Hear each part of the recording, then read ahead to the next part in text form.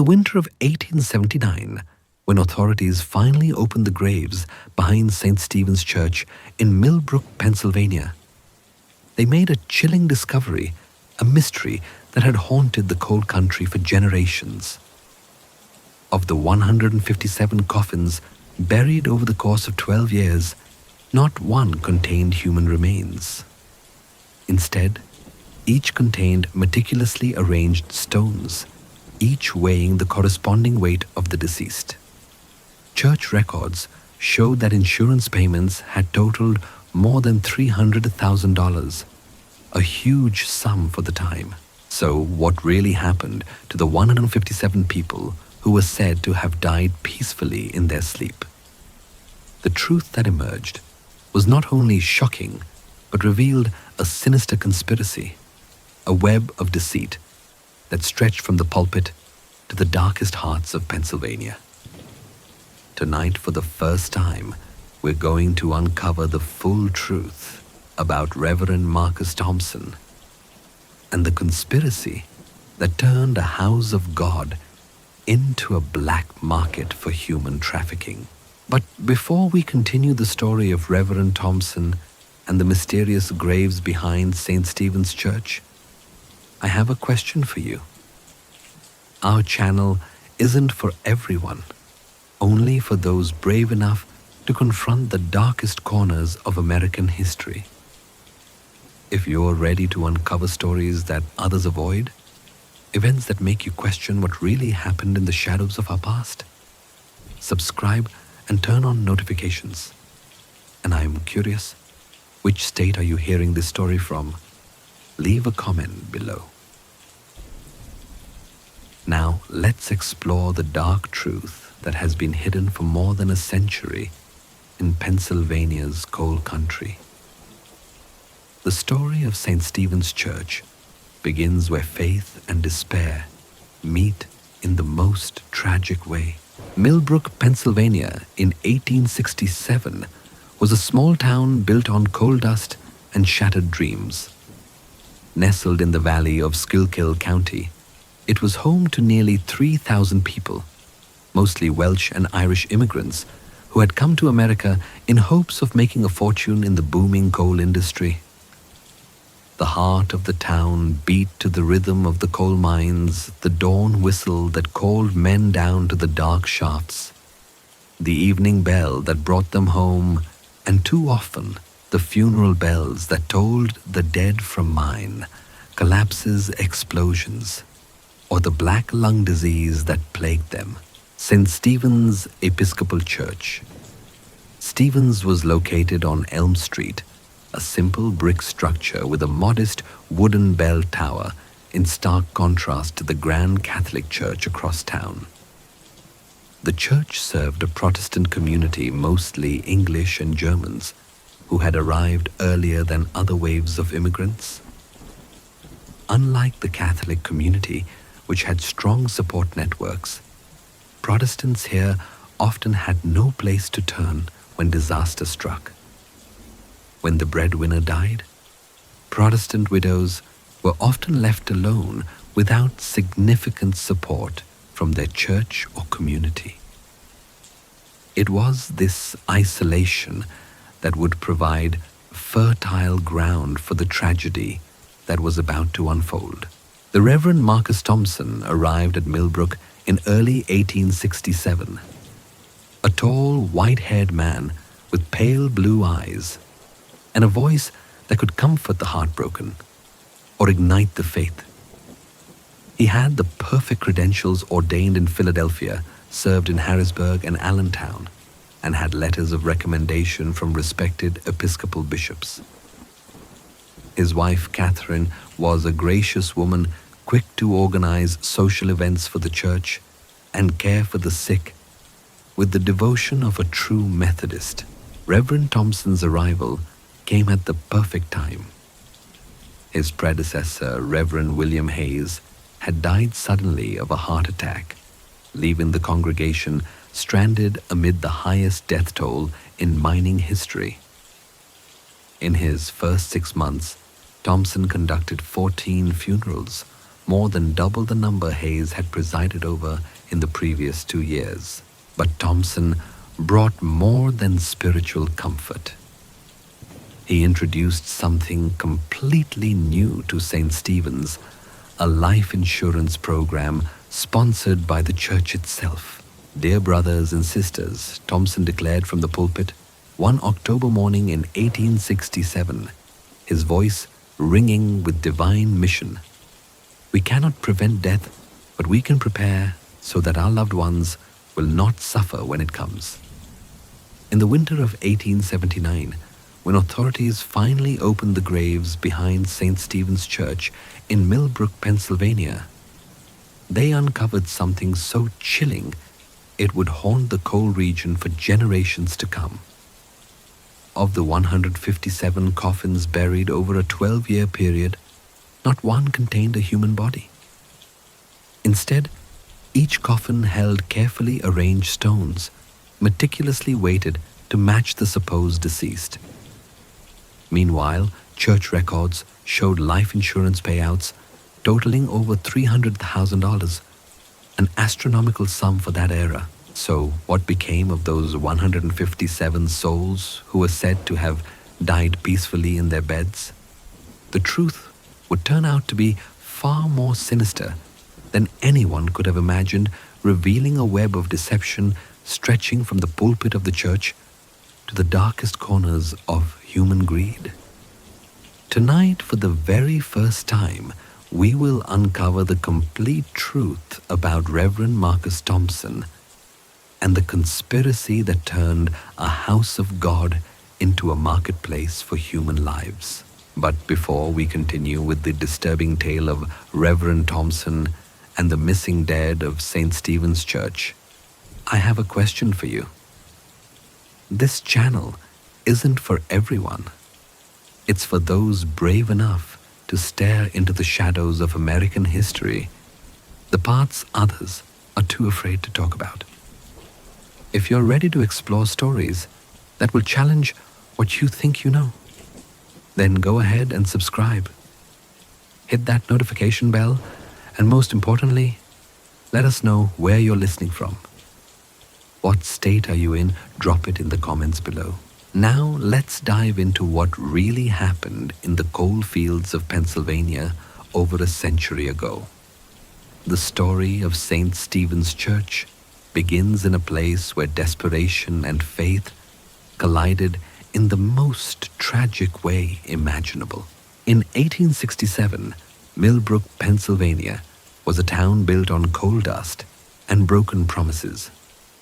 Nestled in the Schuylkill County Valley, it was home to nearly 3,000 residents, mostly Welsh and Irish immigrants, drawn to the promise of prosperity in America's booming coal industry. The town's rhythm was dictated by the mines, the pre-dawn whistle summoning men into the darkness, the evening bell that welcomed them home, and far too often the funeral tolls that marked yet another life, claimed by a collapse and explosion, or the slow suffocation of black lung. St. Stephen's Episcopal Church stood quietly on Elm Street, its modest brick structure and wooden steeple, in stark contrast to the ornate Catholic cathedral across town. It served the Protestant community, mostly English and German families, who had arrived in earlier waves of immigration. Unlike their Catholic neighbors, Protestant miners often lacked the tight-knit social networks that could offer support in times of loss. When a husband died, Protestant widows were frequently left to face hardship alone with little help from their congregation or the town itself. That isolation would prove to be the perfect condition for what was about to unfold. Reverend Marcus Thompson arrived in Millbrook in early 1867. He was a tall man with striking silver hair, pale blue eyes, and a voice that could soothe the grieving or stir the righteous. He came with flawless credentials, ordained in Philadelphia, having previously served in Harrisburg and Allentown, and backed by glowing recommendations from leading Episcopal bishops. His wife, Catherine, was a refined woman who quickly became active in community life, organizing church socials and visiting the sick with warm Methodist compassion. Thompson's arrival couldn't have come at a more critical time. The previous rector, Reverend William Hayes, had died suddenly of a heart attack, leaving the congregation spiritually adrift during one of the most lethal periods in mining history. In his first 6 months, Reverend Thompson officiated 14 funerals, more than Reverend Hayes had conducted in the 2 years before his death. But Thompson brought more than spiritual leadership.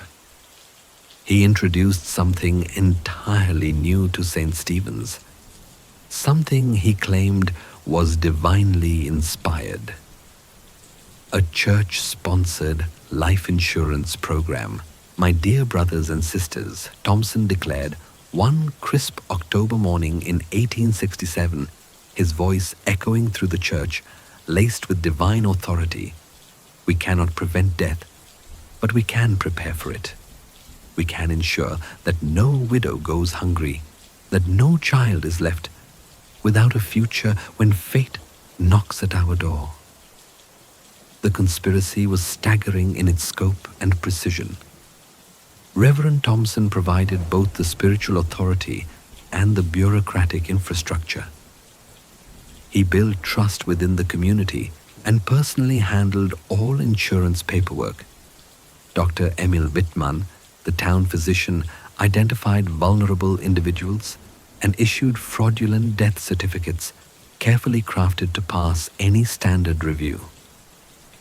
Meanwhile, Samuel Crowe, the undertaker and sexton, constructed weighted coffins and conducted realistic funerals. Behind the scenes, a hidden network of labor contractors transported the supposed deceased to remote mining camps where they would live and die under false identities. But James Morrison's reappearance wandering the railroad tracks was no accident. He was not a wandering laborer looking for work. He was a prisoner shackled in chains en route to the hellish anthracite mines near Centralia. There, industrial accidents, tunnel collapses, and toxic air killed workers faster than they could be replaced. The operators of these illegal or loosely regulated mines cared nothing for names, histories, or humanity. They paid Thompson and his collaborators a flat fee for each physically capable man delivered. No questions asked.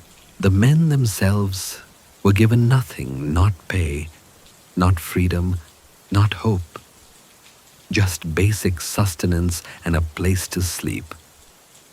They were slaves in everything but name, and nearly all would vanish into the earth, never to see their families again. This marked the beginning of what would later be known as the Millbrook Method, a chillingly efficient system that turned human desperation into financial gain. A process that transformed the dying into the disappeared and turned a church altar into a ledger of human trafficking.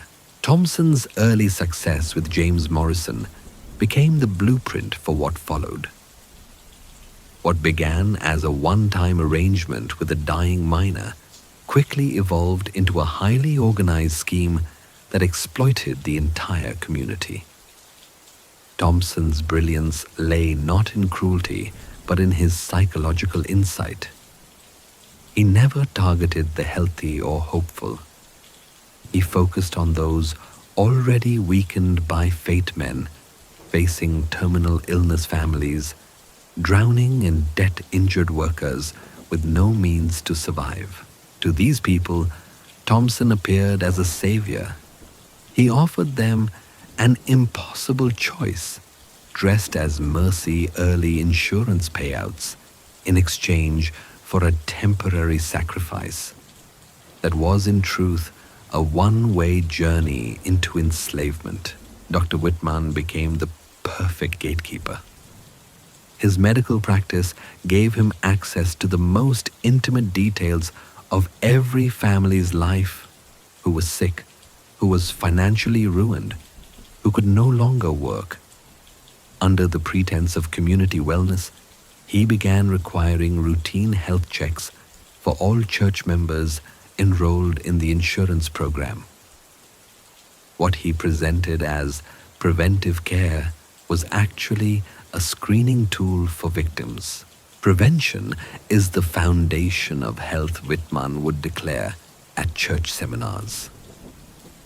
Early detection saves lives and protects families from unexpected hardship. The examinations were thorough, professional, and widely trusted. But Whitman's records didn't just list medical conditions. They included notes on family finances, debts, social isolation, and emotional resilience. Men with large families and few external ties were the most desirable. They had the strongest motivation to disappear and the least likelihood of being missed. Meanwhile, Samuel Crowe perfected the art of simulated death. His dual role as undertaker and sexton gave him unique expertise. He crafted fake corpses using sawdust rags and stones, carefully weighted and positioned to mimic the look and heft of a human body. The coffins were sealed immediately after brief viewings, often with somber explanations. "The body is deteriorating rapidly," he would tell grieving families. "For your health and your peace of mind, we recommend sealing the casket right away." In cases of lung disease, this explanation seemed especially believable.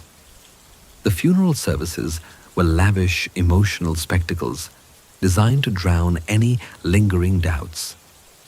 Thompson's sermons during these moments were particularly moving, filled with themes of sacrifice, divine mystery, and the unknowable will of God.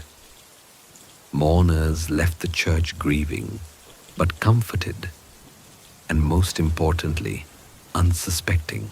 Between 1868 and 1870, 12 more men passed through this pipeline. Each case followed the same formula: a terminal diagnosis or debilitating injury, quiet consultation with Whitman, a solemn meeting with Reverend Thompson, the stage death followed by an elaborate funeral and immediate insurance payout. The victims were then transported to remote mining outposts where they labored under false names until death claimed them for real. Most were men in their 30s and 40s, old enough to be heads of families, young enough to endure brutal labor. They came from all corners of the Protestant community: Welsh coal miners, German railroad workers, and Irish farmers ruined by crop failure. They shared two things: desperation and the belief that they were making a noble sacrifice for their loved ones. None realized they were being sold into slavery.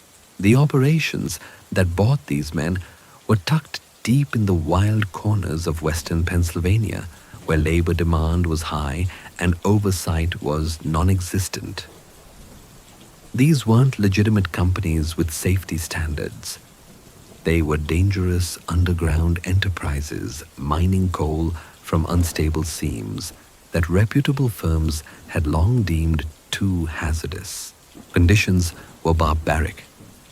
The men worked 12 to 16-hour shifts in narrow, unventilated shafts using obsolete equipment that failed regularly.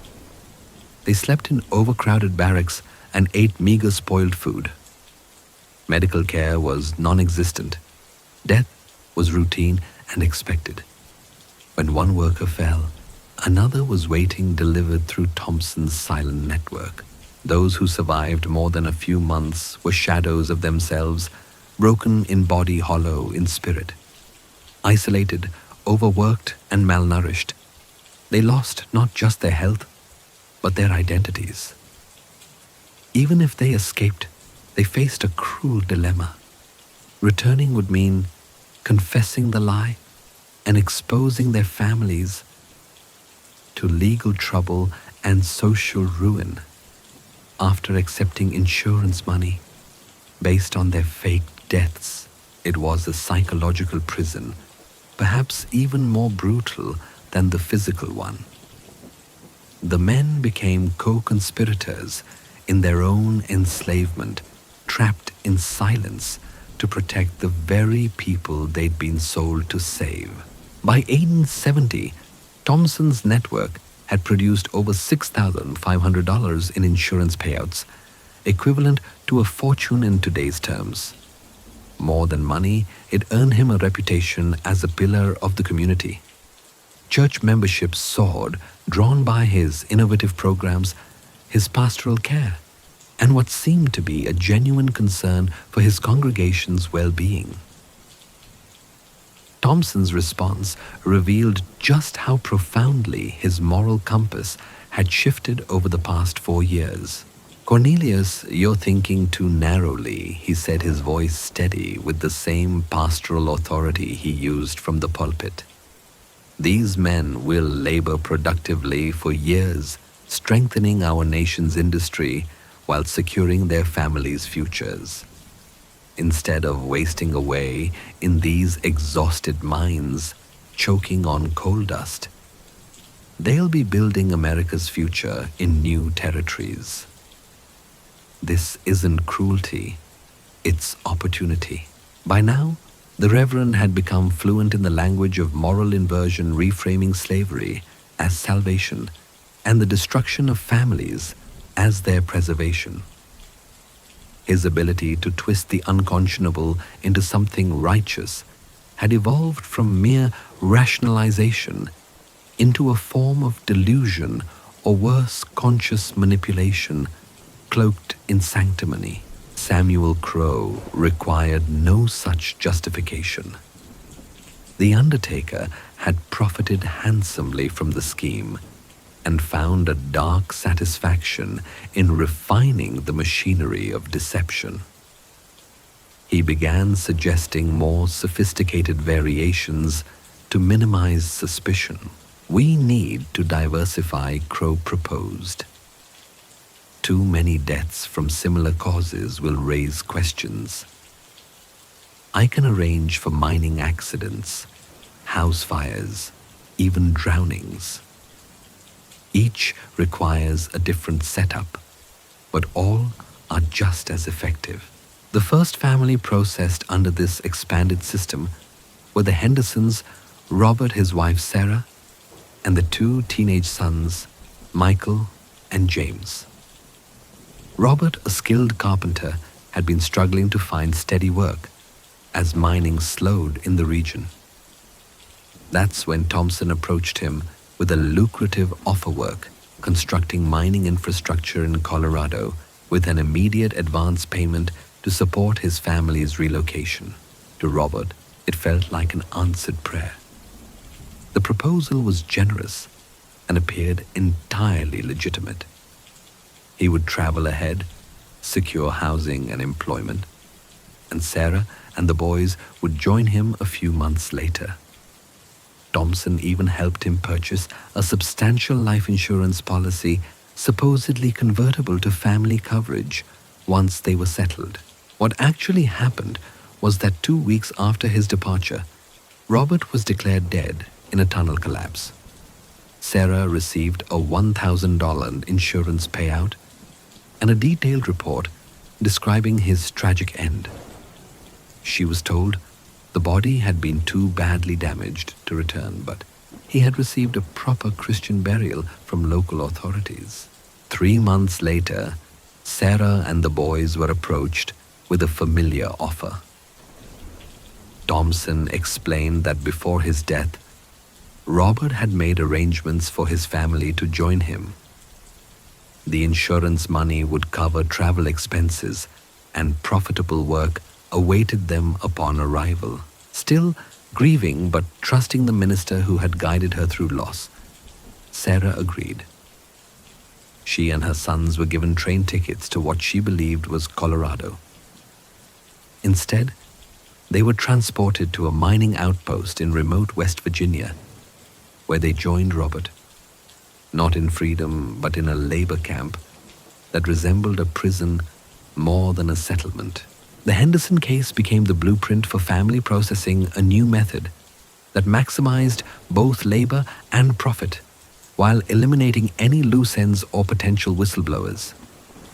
Between 1871 and 1875, Thompson processed 43 entire families, generating over $85,000 in insurance payouts and supplying nearly 200 workers to Blackwood's consortium. But with expansion came greater risk. Unlike earlier victims, terminally ill, injured, or socially isolated, these families were healthy, active members of the community. Their sudden disappearances could not go unnoticed. Thompson needed a new explanation, one that would be both credible and self-sealing. The solution was elegant in its simplicity and terrifying in its implications.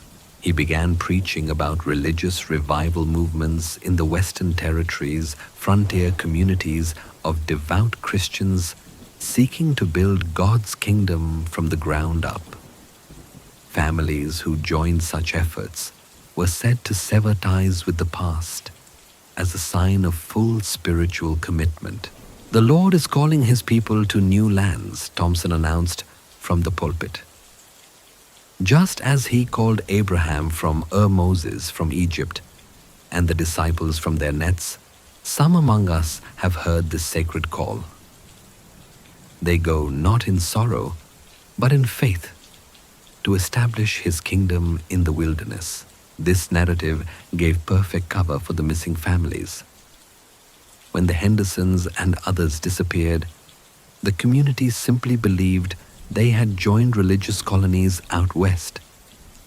It was unusual, yes, but not beyond belief. After all, religious fervor had driven many before to leave everything behind for a new spiritual beginning. To solidify the illusion, Thompson arranged for letters to be sent back to Millbrook, supposedly from families thriving in these new settlements. These updates, written by associates in distant cities, painted glowing pictures of farming success, community fellowship, and spiritual fulfillment. "We are healthy and safe," one letter read. "God has blessed our new home beyond what we ever imagined." These letters not only reinforced the story, but discouraged further inquiry. After all, who would question the will of God or the word of a respected minister? By 1875, Thompson's enterprise had grown into something unprecedented in American criminal history. A systematic program of forced family disappearance disguised as religious migration, and carried out with the trust and cooperation of the very people it victimized. The network had processed over 120 individuals, collected more than $150,000 in fraudulent insurance payments, and fed labor camps across 3 states. But success carried with it the seeds of collapse. The sheer number of deaths and disappearances from St. Stephen's congregation was beginning to attract attention from church leadership, insurance auditors, and law enforcement. More ominously, a handful of early victims had survived long enough to contemplate escape. They knew Thompson's methods intimately, and if they ever reached the outside world, they could expose everything. The shadows of the past were gathering about to collide with the fragile illusion of the present.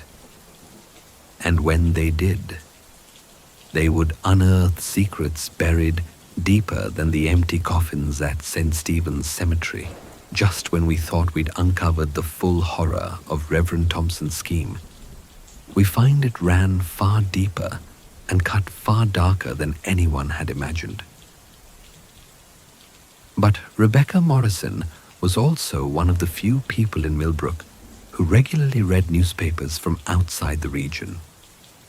In October of 1875, while scanning a Philadelphia paper left behind by one of her boarders, a small article caught her attention, an account of a mining accident near Centralia that had claimed the lives of 15 workers. The story noted that several of the dead didn't match the usual profile of laborers. One name on the casualty list stopped her cold. James Morrison, aged 38, originally from the Schuylkill region. The age was off. Her James would have been 41. But the name and the origin were too specific to dismiss. What were the odds that another man named James Morrison, from the same small region, working in the same industry, had died in the same way? Rebecca's breath caught. Something didn't make sense. She began collecting newspapers from other cities, combing through them for reports of mining accidents, labor disputes, and unexplained deaths.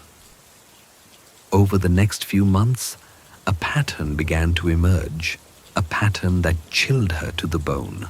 Names kept appearing, not similar names, not coincidences, exact matches. Thomas McKenna, officially dead of black lung in 1869, listed as a mine collapse victim in 1873. Patrick O'Sullivan, said to have perished in an accident in 1870, reportedly killed in a factory fire in 1874. Benjamin Fletcher, supposedly dead from a heart attack in 1871, mentioned in a labor dispute near Scranton in 1875. Each article described these men as living working adults, active in the years after their official deaths and funerals in Millbrook. Rebecca found herself trapped in a terrifying logic puzzle.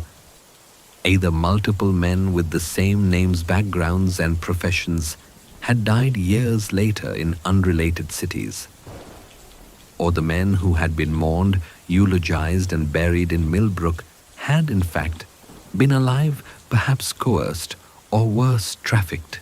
Her first instinct was to bring her findings to Reverend Thompson, the man who had provided comfort and guidance after her husband's death.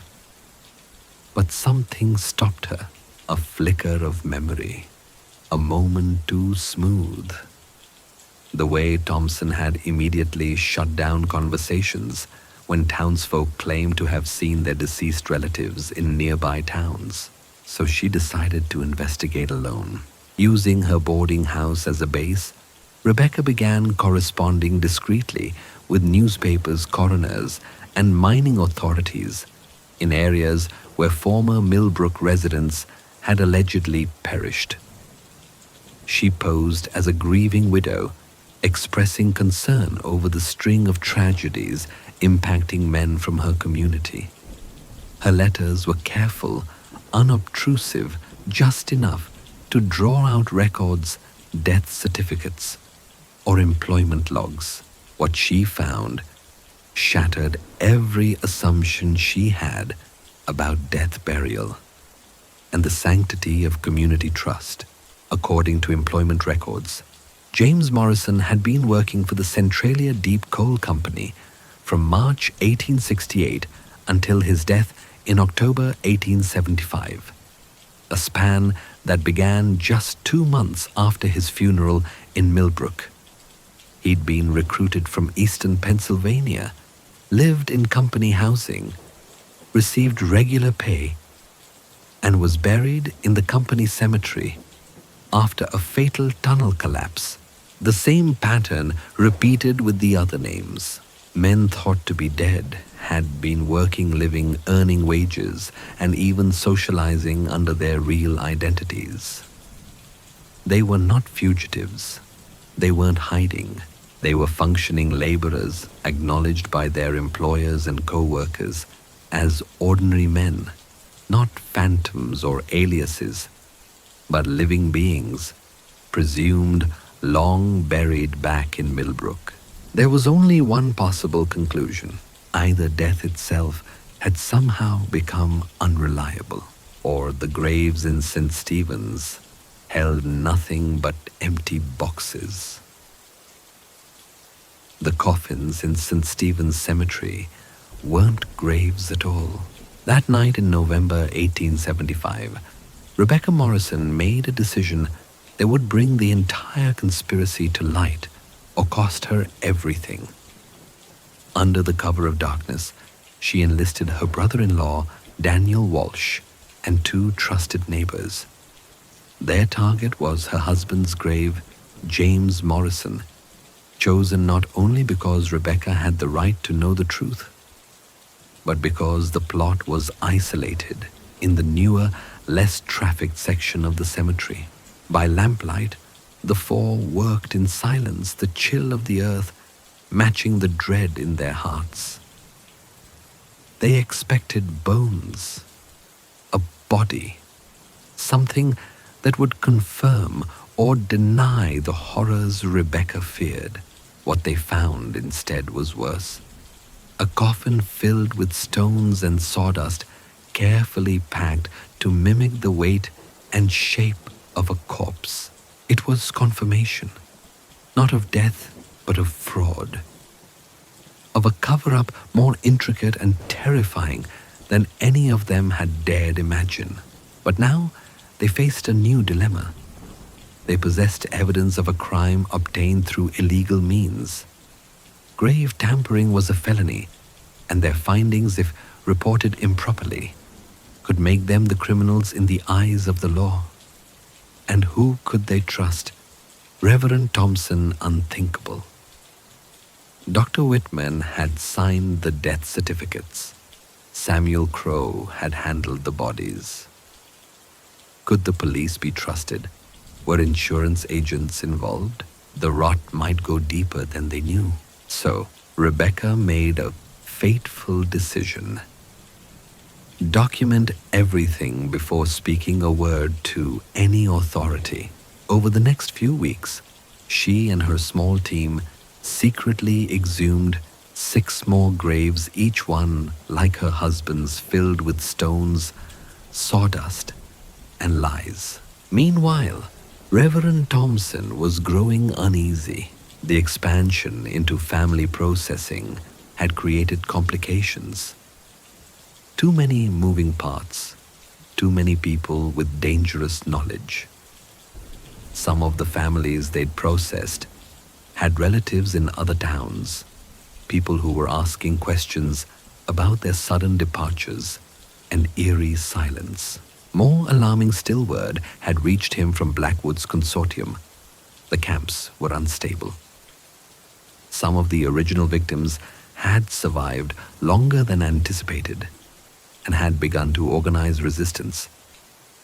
There were escape attempts, some successful, and those escapees knew everything: the fake deaths, the recruitment tricks, the camps. If they spoke out, the whole operation could unravel.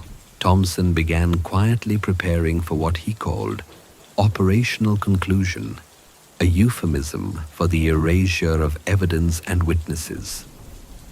The goal was to eliminate liabilities, then relocate and rebuild the system elsewhere under a new name in a new town. That plan included silencing community members who knew too much. Rebecca Morrison had just joined that list. She had no idea her investigation had been detected, or that her name was now attached to contingency plans that involved permanent solutions. The stage was set for a collision, a confrontation that would determine whether the truth would finally be exposed or buried forever in the soil of St. Stephen's, alongside the empty boxes and shattered lies. Rebecca held evidence. Thompson held power. The question was not if they would clash, but who would survive when they did. It began on a grey December morning. Believing she needed a powerful ally, Rebecca made a tragic miscalculation. She approached Dr. Whitman. She told herself His medical training, his reputation, and his professional ethics would make him an asset. If he had been duped into signing fraudulent death certificates, surely he would want to correct the record. And if he were complicit, well then she'd flush him out. She was wrong on both counts. Inside his office, she laid out her case.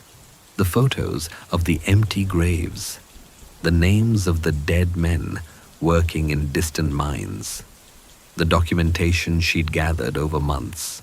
Dr. Whitman's expression didn't flicker. When she finished, he folded his hands and said quietly, "Mrs. Morrison, you've made a very serious mistake coming here." Within hours, the trap snapped shut.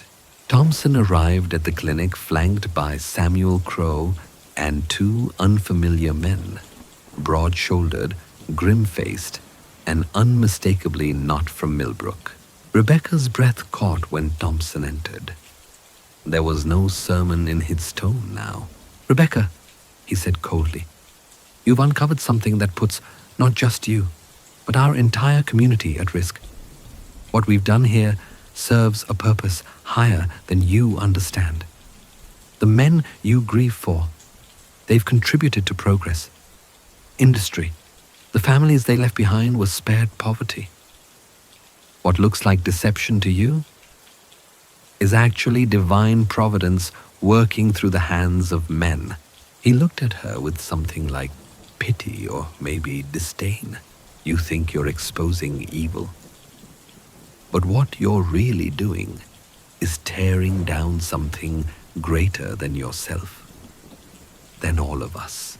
Rebecca realized with a sinking heart that the man standing before her was no longer a reverend. He was a prophet of corruption, a man who had built a kingdom on graves filled with rocks and stories written in blood. Thompson's theological mask cracked wide open. The velvet voice of a minister had given way to the cold logic of a man who had spent too long justifying the unjustifiable. But Rebecca Morrison was no longer the grieving widow he'd once comforted. She was now the thing he feared most, an informed woman with nothing left to lose. "You're not serving God," Rebecca said, voice steady, despite the icy knot in her chest. "You're serving yourself. You've turned our church into a slaughterhouse, our community into a hunting ground, and our faith into a marketplace for human souls. James is dead now, really dead, and so are the others. They died in your minds, enslaved, far from their families, believing they had sacrificed themselves for a noble cause. You didn't guide their souls to God. You sold them to the earth." The room fell silent, heavy with the weight of undeniable truth. The words hit Thompson like a hammer to stained glass. For a moment, the smooth exterior crumbled beneath it. Only steel and calculation remained.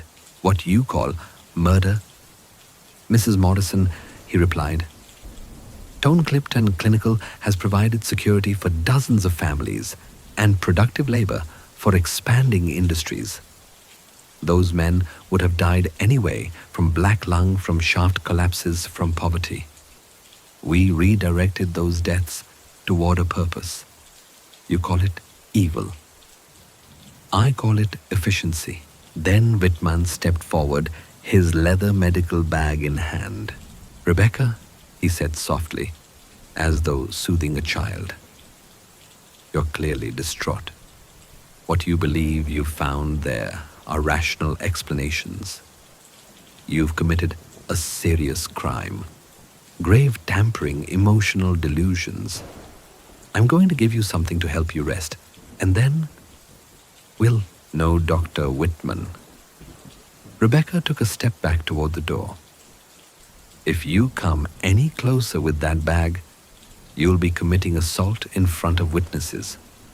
And if anything happens to me today, I've made sure detailed evidence of your conspiracy reaches the Pennsylvania State Police, the Philadelphia Inquirer, and the insurance boards by tomorrow morning. A beat passed, then another. The room shifted. Thompson's control, so absolute just moments before, had begun to unravel. Rebecca had prepared, and they hadn't accounted for that. You've taken precautions, Thompson said, jaw tightening. That's disappointing. I had hoped we could resolve this quietly. The air had changed. The options had narrowed. Violence now meant exposure. Letting her go meant obliteration. Somewhere between those two options, Thompson attempted a last gambit. Mrs. Morrison, he said carefully, you've only seen part of the picture. Would you consider visiting one of our operations? Speak to the workers yourself. See how they live, how they've contributed. Then decide whether you still believe this is evil. It was a trap, of course. He meant to bury her somewhere, far from Millbrook, another accident. Another falsified ledger entry. But Rebecca had studied his patterns for months. I'll consider it, she replied smoothly. If it's under my conditions. Independent witnesses, press representation, full itinerary, transparent communication with outside authorities at all times. The trap was disarmed, and now all pretense fell away. Samuel Crowe finally spoke. His voice was flat, used to digging graves and silencing problems. She knows too much, and she's planned too well. This ends tonight, or we all hang next month. The words hung in the air like smoke from a gun. Everyone knew he was right. Thompson looked at Rebecca, and for the first time, he seemed afraid. Mrs. Morrison, he said slowly, you need to understand something. The men in this room have passed the point of return. We can't simply dissolve this operation. If we fall, dozens of families lose their insurance. Hundreds of men without names or papers will be trapped in remote mines with no protection, no hope. What you're threatening isn't just justice, it's collapse, chaos. Rebecca didn't flinch. Then, maybe chaos is exactly what's needed. The economic disruption alone will destroy this community. It was a last, desperate attempt at moral blackmail, as if exposing the conspiracy would somehow harm the very people it had victimized. But Rebecca had anticipated that argument too. Reverend Thompson, she replied, her voice clear and resolute. You're describing the consequences of your crimes, not reasons to keep committing them. Those families received money stolen through insurance fraud. Those workers are slaves who deserve rescue, not abandonment. And this community deserves the truth about what's been done in the name of Christian charity. That exchange marked the end of negotiation and the beginning of what Thompson would later call, in his private journals, operational termination, the systematic elimination of threats to preserve the conspiracy.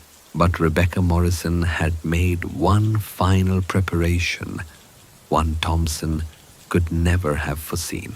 As she spoke her last words in Dr. Whitman's office, 2 Pennsylvania State Police investigators were already on a train to Millbrook, summoned by the evidence she had mailed to Harrisburg 3 days earlier.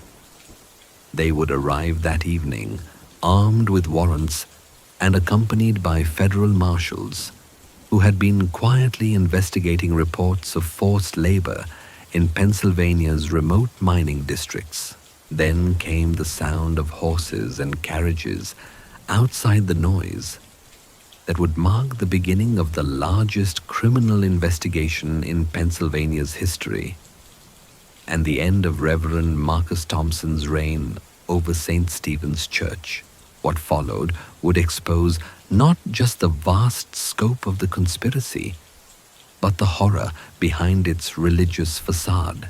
On December 15th, 1875, the arrests of Reverend Marcus Thompson, Dr. Cornelius Whitman, and Samuel Crowe marked the unraveling of what investigators would soon recognize as the largest human trafficking operation in American history up to that point. Captain William McCready of the Pennsylvania State Police, who led the initial investigation, would later write, "In 23 years of law enforcement, I have never encountered crimes of such scope and systematic cruelty." The conspiracy operated with the efficiency of a business enterprise and the moral authority of a religious ministry, creating a perfect storm of exploitation that claimed at least 157 documented victims. The details stunned even seasoned investigators. Thompson's private journals, discovered in a hidden compartment of his office, contained meticulous records of each victim, real name, fabricated cause of death, insurance payout, and ultimate destination in Blackwood's labor network. More chilling were his theological justifications, written in the same hand that had once delivered Sunday sermons.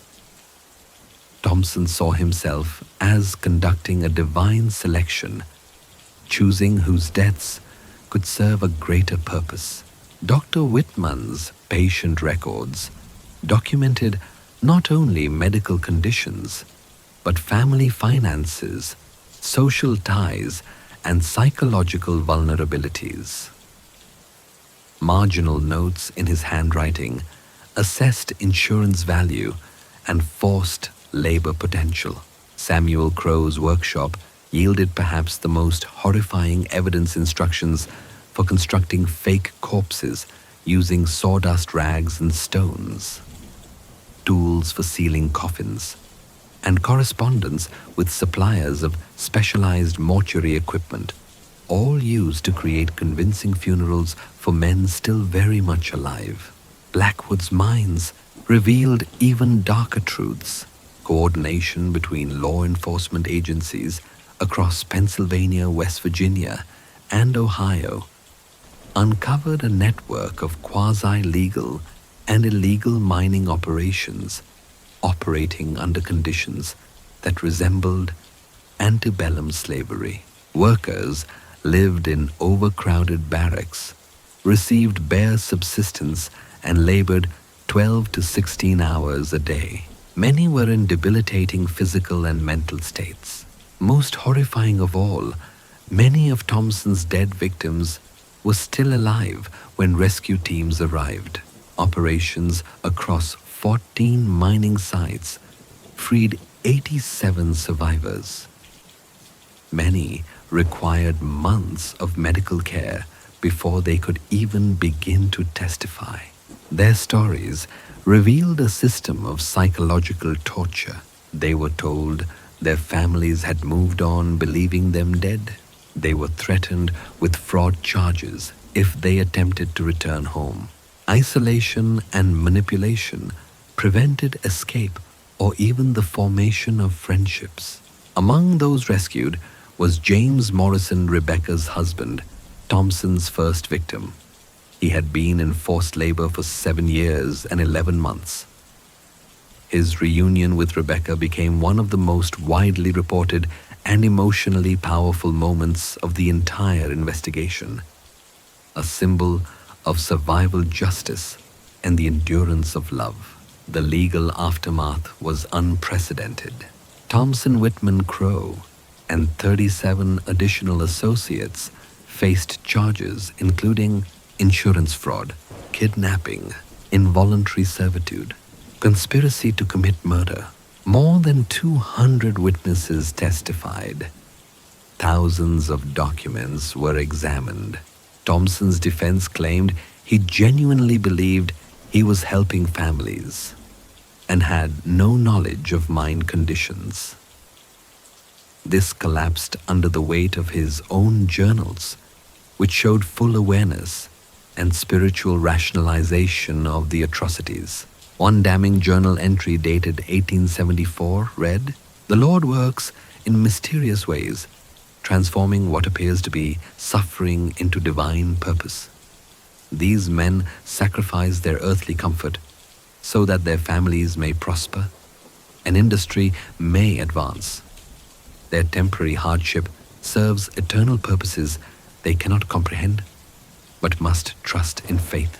Dr. Whitman's defense that he was deceived was discredited by evidence of his personal visits to the mines, where he recommended efficiency improvements, not aid. Samuel Crowe, the craftsman behind the funerary deceptions, offered little defense beyond following orders. He cooperated with prosecutors, securing a reduced sentence in exchange for his testimony, some of the most disturbing and detailed in the trial. The trials concluded in October of 1876 with convictions on virtually all charges. Reverend Marcus Thompson was sentenced to life imprisonment at Eastern State Penitentiary, where he died in 1891, still maintaining in his final letters that he had been conducting God's work through unconventional means. Dr. Cornelius Whitman received 25 years, served 18, and died of consumption in 1894. Samuel Crowe was sentenced to 15 years and released in 1889, after which he disappeared from historical records entirely. But the investigation's legacy extended far beyond the courtroom. It led to major changes in both state and federal law. Insurance reforms including mandatory independent verification of death, waiting periods before payouts, stricter oversight of rural and religious claimants, labor legislation particularly, federal prohibitions against forced labor, new safety and oversight standards for mining operations, federal authority to investigate private employers across state lines. In Millbrook, the impact was deeply personal and lasting. The town had lived under a criminal theocracy, and its reckoning would take generations. Families who had mourned loved ones now discovered their grief had been exploited, used to launder insurance payouts. Many who had trusted Thompson as a spiritual leader realized they had spent years under the sway of a criminal disguised as a pastor. Some who had unknowingly benefited financially from the fraud, buying homes, starting businesses, educating children, felt overwhelming guilt. Though they had been victims, not accomplices, many tried to return the money, often at great personal cost. The moral complexity of their situation created shame, division, and trauma that lingered long after the trials ended. St. Stephen's Church never recovered from the scandal. By 1877, weekly attendance had dropped to fewer than 30 members. The building was sold to the Catholic diocese in 1879. The cemetery remained under community control, but confusion and fear over which graves were real led many families to exhume and relocate their relatives at great expense. Rebecca Morrison emerged as a national figure, the widow who had exposed one of the most horrific conspiracies in American history. She used her newfound platform to advocate for insurance industry reform, stronger protections for laborers and trafficking victims, public accountability for religious institutions, Until her death in 1923, she gave speeches, met with legislators, and pushed for safeguards to prevent such crimes from happening again. The empty coffins of St. Stephen's became a haunting national symbol, a reminder of how evil can hide behind trust, a case study in law enforcement academies, a warning about the danger of unexamined authority in medicine, religion, and community leadership. Perhaps most disturbing was the realization that the conspiracy had been entirely preventable. Multiple townspeople had reported seeing supposedly dead men alive in nearby communities. These sightings were dismissed as grief-induced delusions, not treated as potential evidence. The untouchable authority of religious and medical figures had created a blind spot where abuse could flourish unchecked. The final tally was staggering: 157 documented victims, 847,000 al. In fraudulent insurance payouts, over 20 million today. Hundreds enslaved in illegal mining camps. Dozens of lives destroyed or disfigured physically, emotionally, spiritually. The human cost was incalculable. Families ruined, communities fractured, faith in religious authority permanently damaged. And yet, perhaps the most chilling moment of all came in the courtroom just before sentencing. Standing before the judge, Reverend Thompson offered a final, unapologetic statement. "I have served God's purpose in ways that others cannot understand." The men who worked in those mines contributed to America's industrial progress. The families who received insurance payments were saved from destitution. The efficiency of our methods allowed us to help more people than traditional charity ever could. History will vindicate the necessity of what we accomplished. With that final claim, Reverend Thompson revealed the truth he could never face: that he had never truly understood the evil of his actions. He had built a theological justification that transformed slavery into salvation, murder into ministry, exploitation into divine service. Even after exposure, trial, and conviction, Thompson remained cloaked in ideological delusion, proof of how dangerous faith can become when it serves power instead of truth. His unwavering belief in his own righteousness exposed one of history's darkest truths. The greatest evils often wear the mask of the greatest good.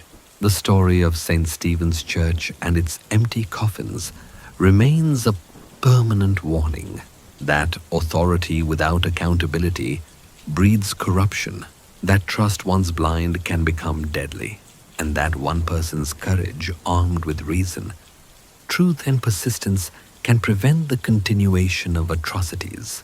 Rebecca Morrison's refusal to look away from the impossible saved lives. Her relentless search for the truth ensured that the victims were seen, the guilty were held accountable, and the crimes were not buried with their evidence. This story teaches us a chilling lesson. Evil doesn't always hide in shadows. Sometimes it preaches from the pulpit, wears a doctor's coat, or knocks on your door in the name of charity. It reminds us that the institutions meant to protect human dignity and guide spiritual welfare can, without vigilance, become tools of harm. What do you think? Have we built systems strong enough to stop such conspiracies today? Or could crimes like Thompson's still unfold in the quiet spaces where trust is assumed and questions are discouraged? Leave your thoughts in the comments below.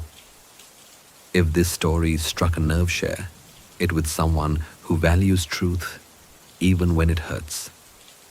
And if you're drawn to the shadows of American history, subscribe, hit that notification bell, and join us next time for another journey into the buried truths of our past. Until then, remember, the most important stories are often the ones powerful people prayed you'd never discover.